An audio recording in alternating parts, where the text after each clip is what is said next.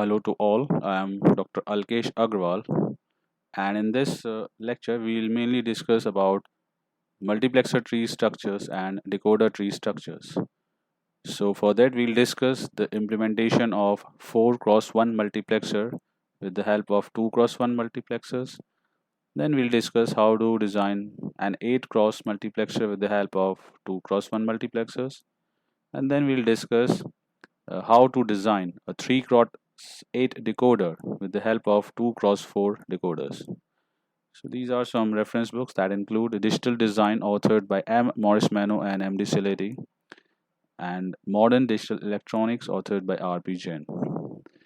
So here you can see uh, a 4 cross 1 multiplexer that is being designed with the help of 2 cross 1 multiplexer and a 4 cross 1 multiplexer itself.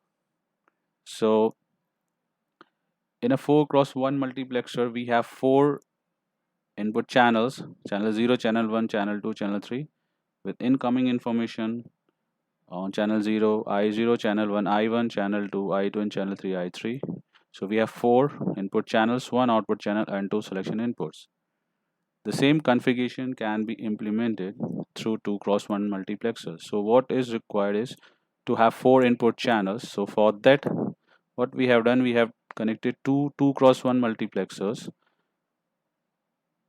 So in the input, we have 4 input channels with two 2 cross 1 multiplexers connected together, and we require one output channel. So for that, the output of these two multiplexers are further being multiplexed with the help of another 2 cross 1 multiplexer to have one output. So like this, we have 4 input channels by the connection of 2 cross 1 two multiplexers, and we have one output channel with connecting the outputs of two cross multiplexers with another 2 cross 1 multiplexer.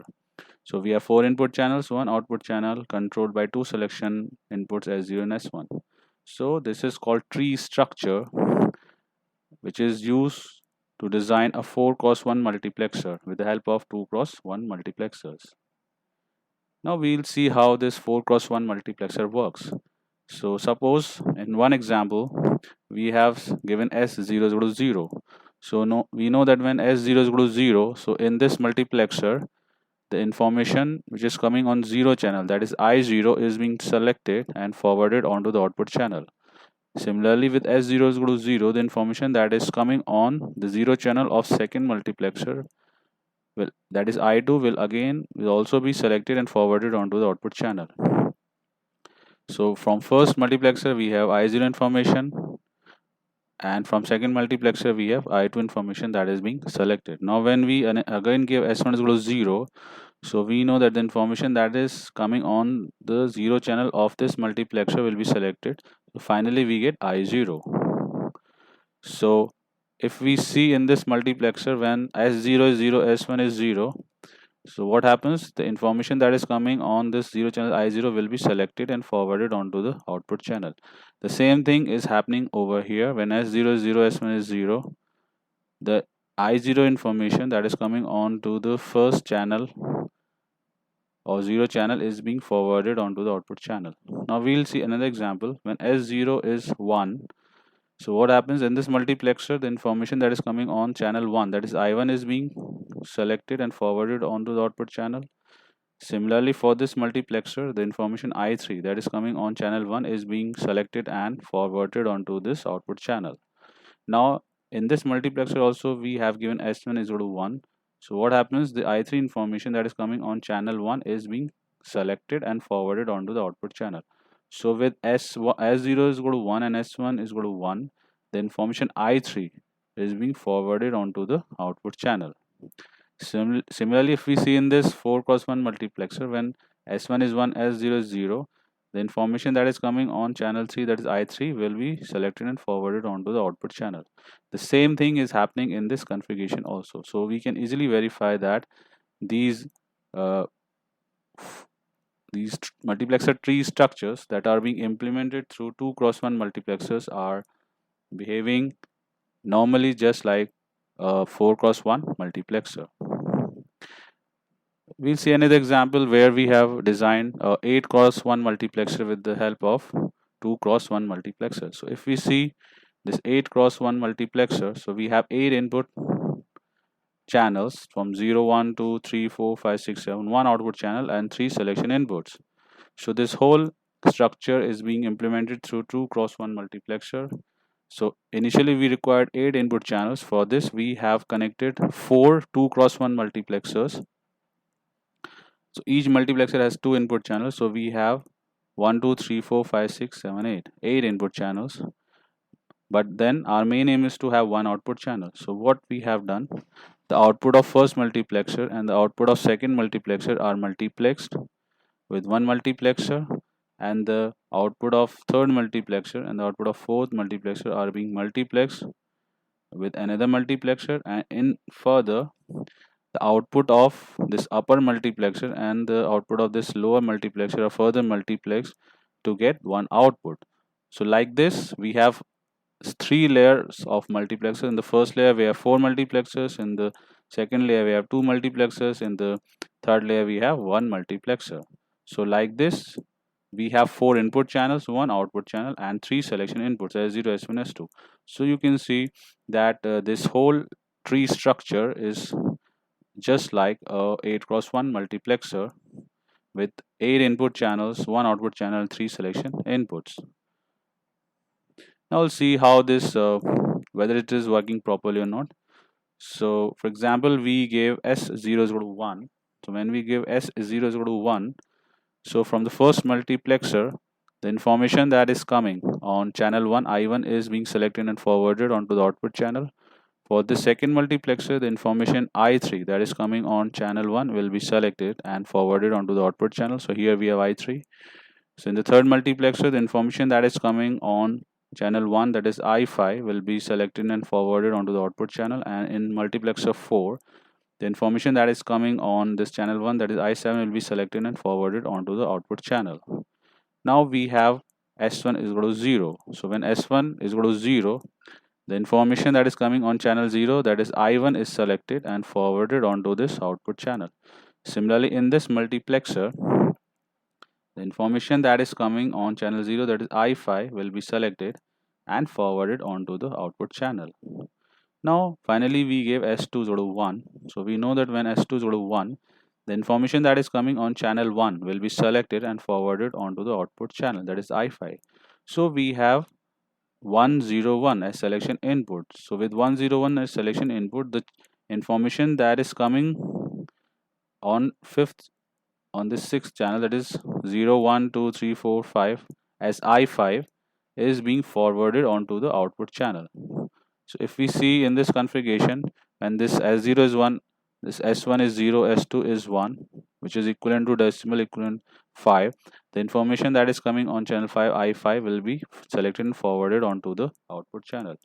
The same thing appears at the output channel with I5. So we can easily figure out that this 8 cross 1 multiplexer, which is designed through multiplexer tree structure with the help of 2 cross 1 multiplexer, is working normally.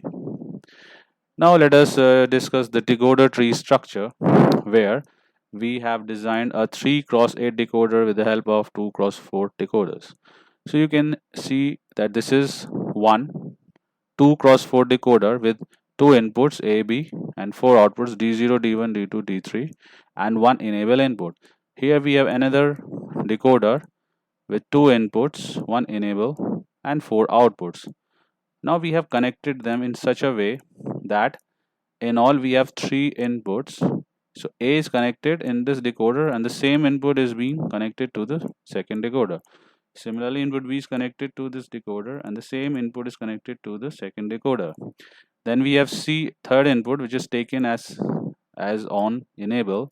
So here C input is being connected to the enable of first decoder via an inverter, and it is connected directly to the enable of the second decoder.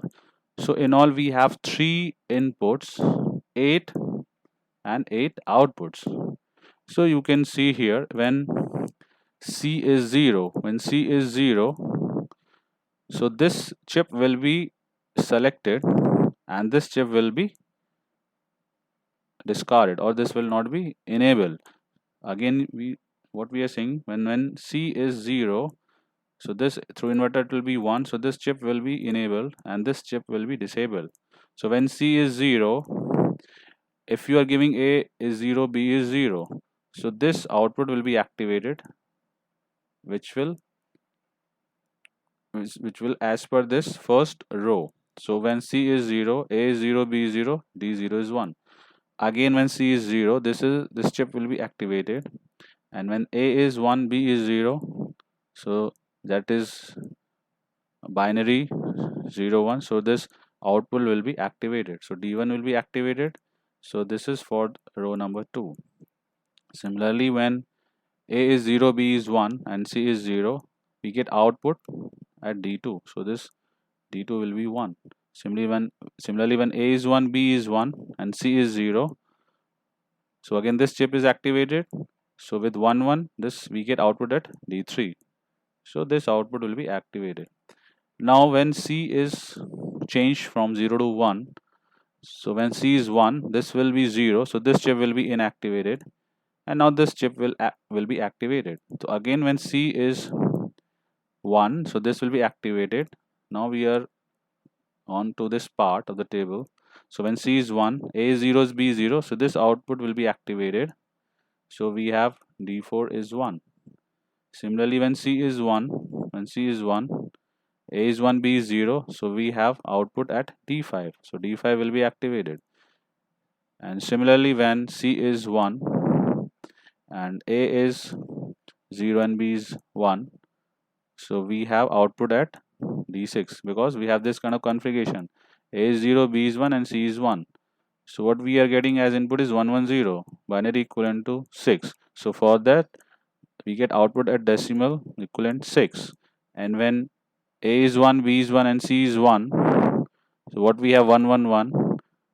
So 111 is corresponds to decimal equivalent 7. So with this configuration, we get output at D7. So when A is 1, B is 1, C is 1, what we get is output D7 is equal to 1. So like this, we see that we implemented 3 cross 8 decoder with the help of 2 cross 4 decoders, and this is working well in accordance with a 3 cross 8 decoder chip. Thank you.